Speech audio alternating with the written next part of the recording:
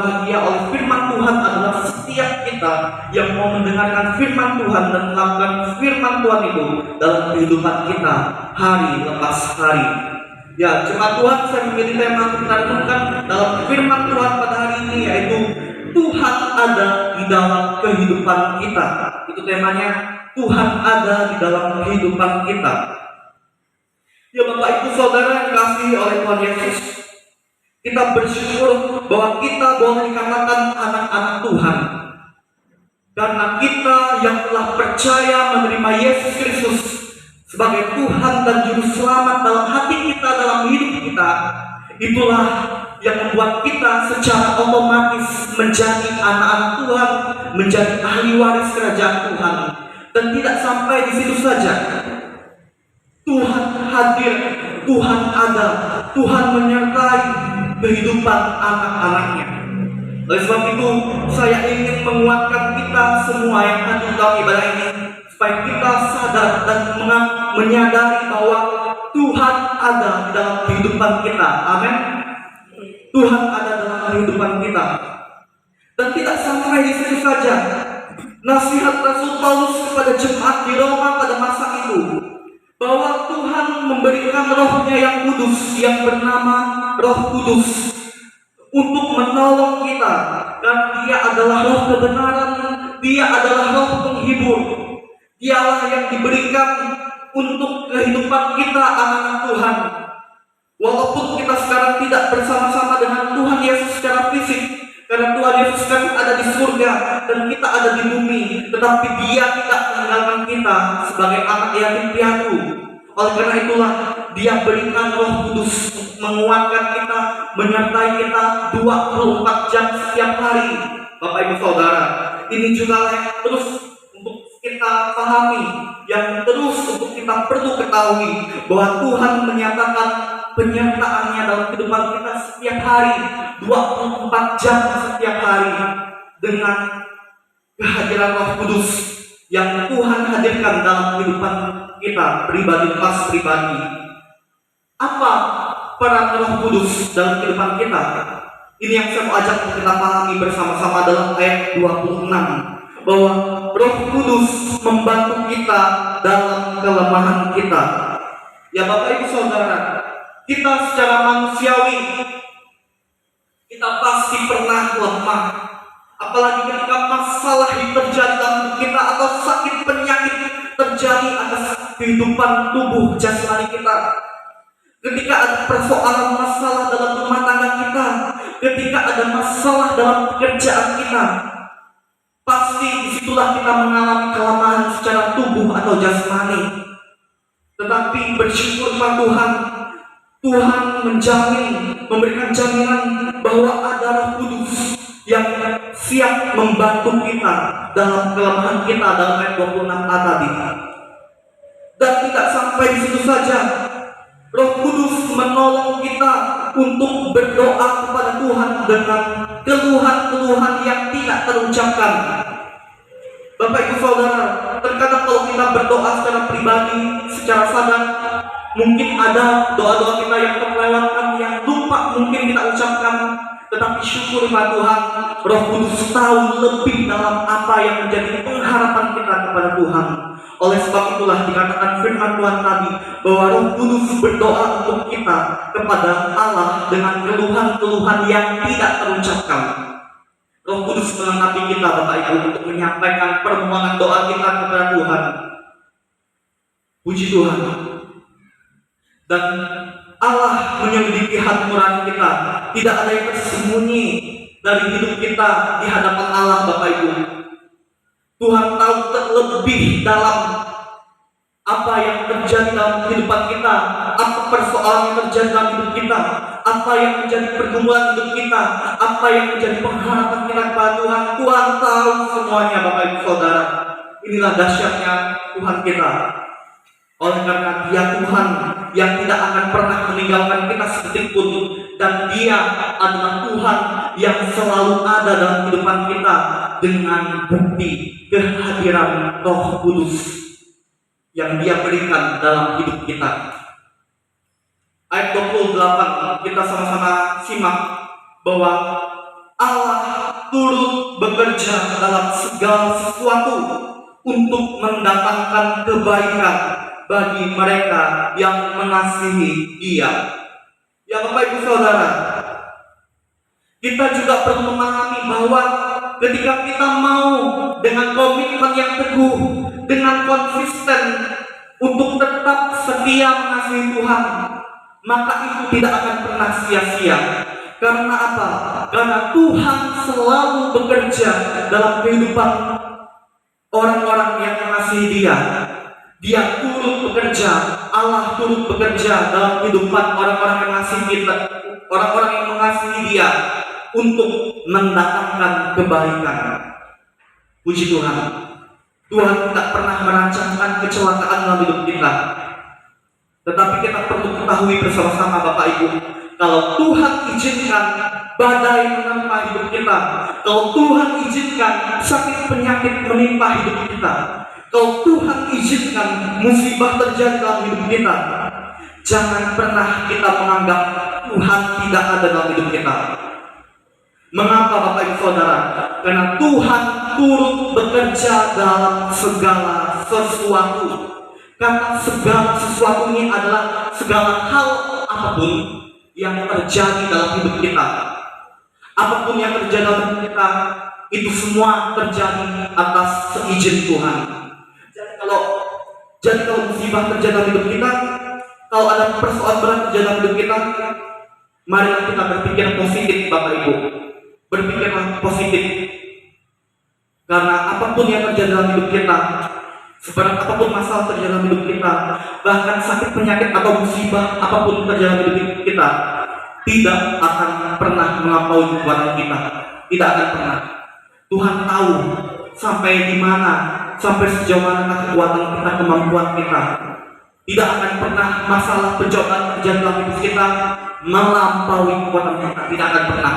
Itu firman Tuhan Bapak Ibu.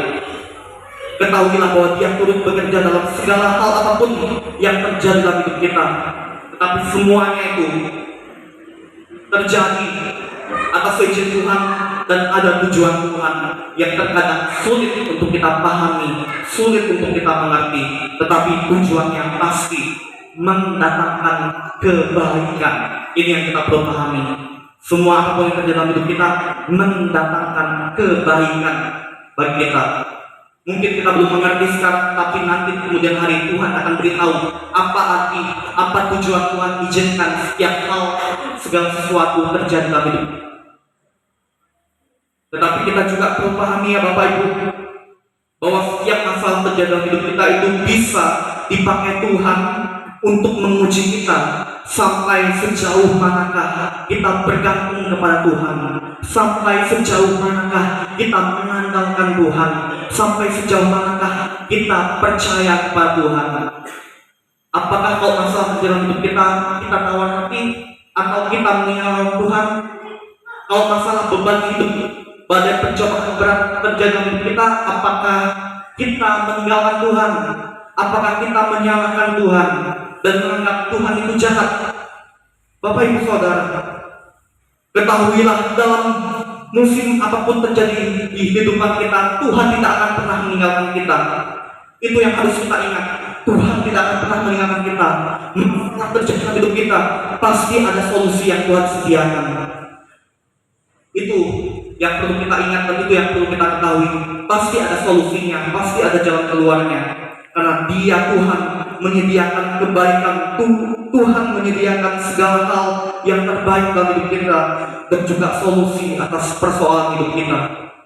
Bapak Ibu yang dikasihi Tuhan Yesus, jangan fokus kepada masalah apapun yang terjadi dalam hidup ini, tapi fokus kita haruslah Tuhan. Karena Tuhan terlebih besar atas masalah hidup kita. Tuhan terlebih besar atas sakit penyakit apapun yang kita alami. Tuhan terlebih besar atas setiap masalah apapun yang terjadi dalam hidup kita. Dan masalah itu pun tidak akan pernah dapat memisahkan kita dari kasih Tuhan. Mari kita sama-sama langsung di dalam ayat yang ke-37.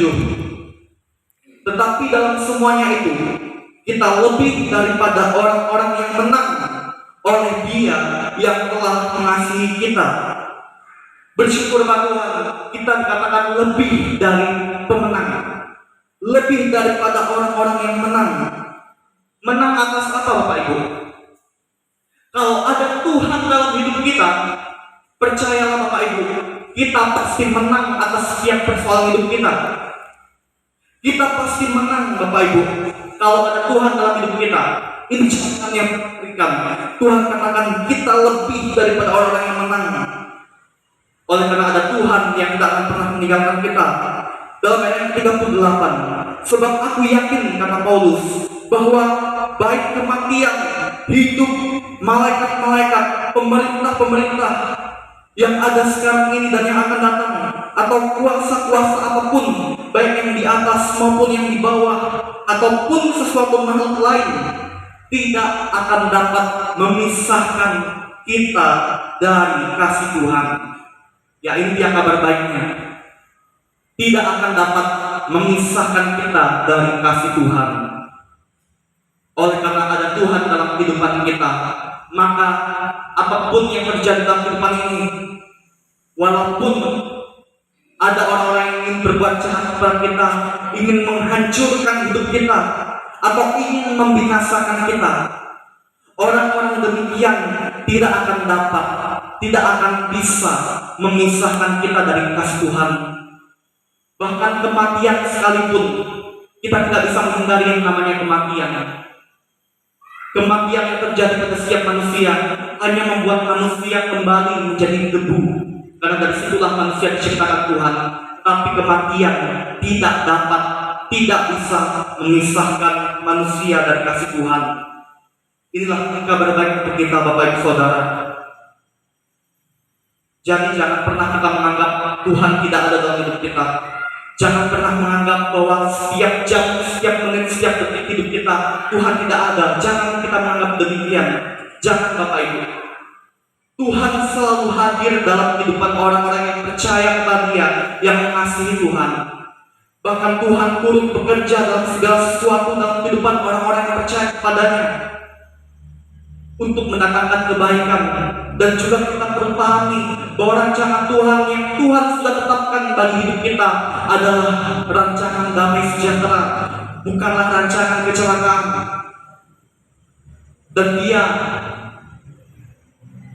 berjanji memberikan masa depan yang penuh pengharapan, memberikan masa depan yang lebih baik kepada setiap orang yang mengasihi Dia, yang percaya kepadanya. Oleh sebab itu, yang perlu terus juga kita ingat, marilah kita fokus untuk mengusahakan, tingkatkan iman kesetiaan kita untuk semakin lebih mengasihi Tuhan. Sekalipun masalah berat terjadi dalam hidup kita, fokuslah Bapak Ibu Saudara untuk tekun meningkatkan kesetiaan kita kepada Tuhan, setia dan selalu mentaati firman Tuhan, selalu setia mengasihi Tuhan dengan mau hidup takut akan Tuhan, mau melakukan kehendak Tuhan dengan tekun sampai akhir hidup kita. Karena semuanya itu tidaklah sia-sia. Saya katakan semuanya itu tidaklah sia-sia. Itu adalah bagian kita, dan bagian Tuhan adalah memberkati kita, memelihara kita, melindungi kita, dan memberikan jalan keluar atas setiap persoalan hidup kita, memberikan kesembuhan kepada kita ketika kita mengalami sakit, memberikan kelegaan kepada kita ketika kita berbeban berat. Jadi dua hal saya ingin ingatkan juga kepada kita tentang apa yang menjadi bagian Tuhan, apa yang menjadi bagian kita. Mari kita fokus melakukan bagian kita. Kita bersyukur bahwa Tuhan ada dalam kehidupan kita, dan Dia tidak akan pernah meninggalkan kita sedetik pun dalam kehidupan kita. Puji Tuhan. Kita bersyukur untuk firman Tuhan ini. Kita berdoa. Terima kasih Tuhan Yesus untuk firman-Mu yang boleh sama-sama kami pelajari pada saat ini, ya Tuhan. Kami bersyukur kami boleh diingatkan kembali bahwa Engkau adalah Tuhan yang ada dalam kehidupan kami. Engkau adalah Tuhan yang pegang kendali kehidupan kami. Segala sesuatu yang terjadi dalam hidup kami, suka maupun duka, sedih maupun bahagia, semuanya itu terjadi atas izin Tuhan dalam hidup kami. Ya Tuhan, ajarilah kami untuk terus dapat mengerti bahwa Tuhan turut bekerja dalam segala sesuatu apapun atas hidup kami, dan semuanya itu untuk mendatangkan kebaikan atas hidup kami. Mungkin saat ini kami belum mengerti ya Tuhan, tetapi semuanya itu pasti mendatangkan kebaikan atas hidup kami. Ya Tuhan, tolonglah kami semakin bertumbuh dalam iman, pengharapan, dan kasih kepadamu. Tolonglah kami ya Tuhan, untuk kami juga selalu dapat memahami kehendak Tuhan dalam hidup kami. Kami bersyukur bahwa segala hal apapun yang ada dalam hidup ini, malapetaka, pencobaan, sakit, penyakit apapun, tidak akan pernah bisa memisahkan kami dari kasih-Mu. Terima kasih ya Tuhan. Ya Tuhan, kita doa kami. Demi nama Yesus Kristus Tuhan kami yang hidup, kami berdoa dan mengucap syukur untuk firman-Mu. Haleluya. Amin.